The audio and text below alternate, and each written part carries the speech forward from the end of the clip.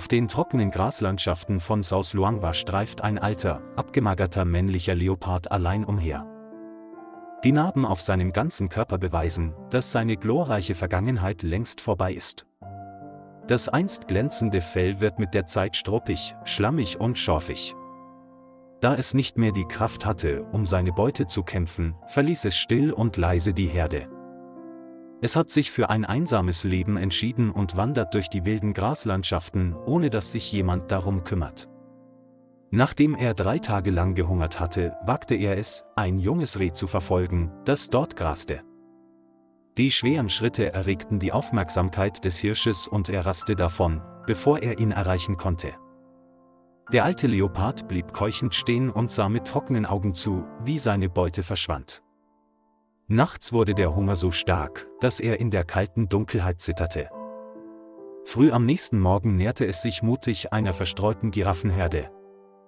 Ein Hirsch löst sich von der Herde und wird langsamer, weil er glaubt, dass dies seine letzte Chance ist.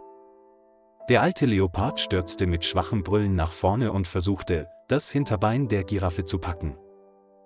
Der verängstigte Hirsch trat um sich, der erste Schlag traf den Leoparden in die Seite und ließ ihn zu Boden rollen.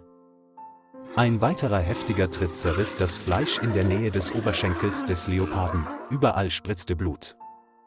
Der Leopard brüllte vor Schmerz, doch seine Beine zitterten und er hatte keine Kraft, sich zu wehren. Die Giraffe trat ein letztes Mal, drehte sich dann um und ging weg, während der Leopard regungslos liegen blieb.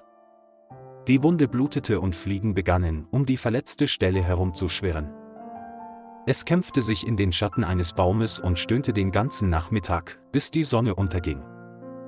Die Dunkelheit brach herein, jeder Windstoß fegte vorbei und ließ alles vor Kälte und Erschöpfung erzittern.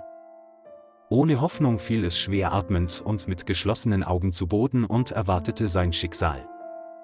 Man konnte die Geräusche nachtaktiver Tiere hören, doch niemand schenkte dem sterbenden Mann Beachtung.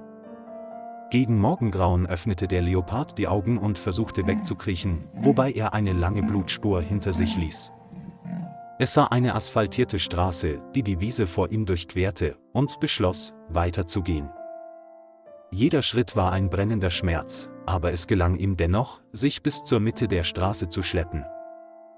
Als er dort ankam, brach er bewusstlos auf dem heißen Asphalt zusammen. Am Morgen ging die Sonne auf und ein Mann fuhr mit einem Motorrad auf einer verlassenen Straße. Er blieb plötzlich stehen, als er einen großen Schatten mitten auf der Straße liegen sah und dachte, es sei der Kadaver eines toten Tieres. Als er näher kam, stellte er überrascht fest, dass der Leopard immer noch schwach atmete.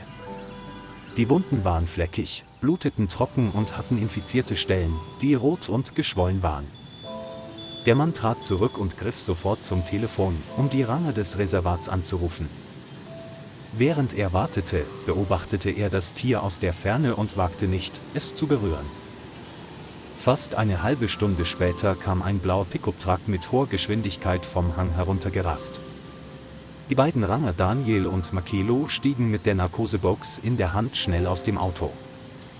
Sie näherten sich ihm, überprüften seine Atmung und spritzten ihm vorsichtig ein Beruhigungsmittel in die Schulter. Das Tier wehrte sich nicht, schloss die Augen halb und fiel langsam in einen tiefen Schlaf. Daniel untersuchte die Wunde, schüttelte den Kopf und sagte, wenn es ein paar Stunden später gewesen wäre, hätte er es nicht geschafft. Sie trugen die Zeitung auf eine Trage, legten sie vorsichtig auf die Ladefläche des Lastwagens und kehrten dann in die Mitte zurück. Unterwegs rief Makelo das Veterinärteam an, um die Notaufnahme vorzubereiten. Bei der Ankunft im Zentrum wurde der Leopard auf einen Metalltisch gelegt, ihm wurde eine Infusion gelegt und seine Wunden wurden desinfiziert. Chirurgen entfernten das verrottende Fleisch und nähten die tiefen Schnittwunden. Sie verbanden sorgfältig jedes Bein und sowohl Bauch als auch Brust wurden mit Spezialtüchern fixiert. Nach 3 angespannten Stunden wurde der Leopard in den Aufwachraum mit umfassendem Überwachungssystem gebracht. Einen Tag später wachte der Leopard lethargisch, aber mit einem wachsamen Glitzern in den Augen auf.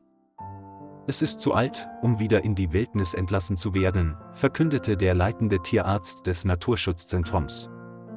Das Immunsystem wird geschwächt, Wunden heilen schlecht und die Jagdfähigkeit wird eingeschränkt. Nach Rücksprache entschied das Zentrum, es für den Rest seines Lebens in einem halbwilden Käfig zu halten. Ein speziell vorbereiteter Bereich voller Pflanzen und sauberem Trinkwasser.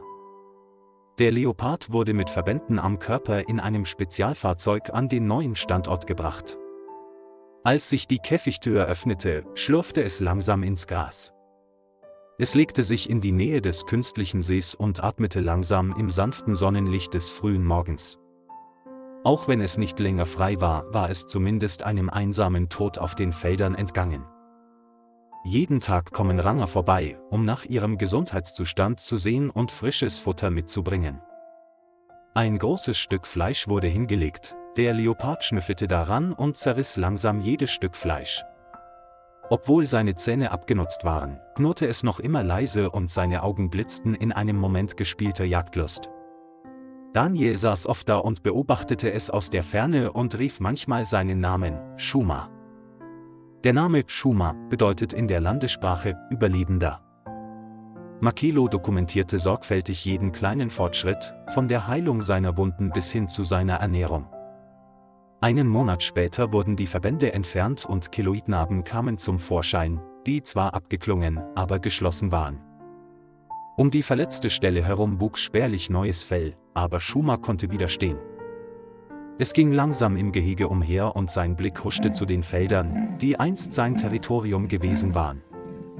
Shuma brüllte nicht mehr so laut wie zuvor, aber jedes Stöhnen hatte eine leise innere Kraft.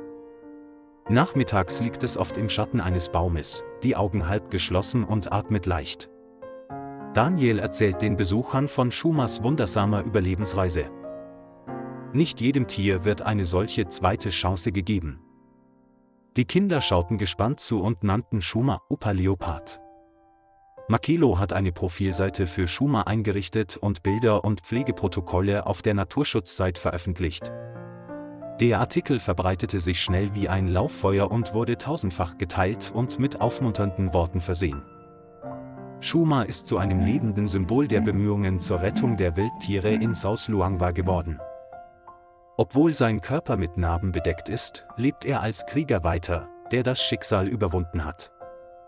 Einheimische, die ihn besuchen, nennen ihn den alten Leoparden, der niemals umfällt. Lieber Freund, vielen Dank, dass Sie bei der heutigen Geschichte dabei sind. Wenn Sie es interessant finden, vergessen Sie nicht, den Kanal zu liken und zu abonnieren, um die nächsten Geschichten zu motivieren.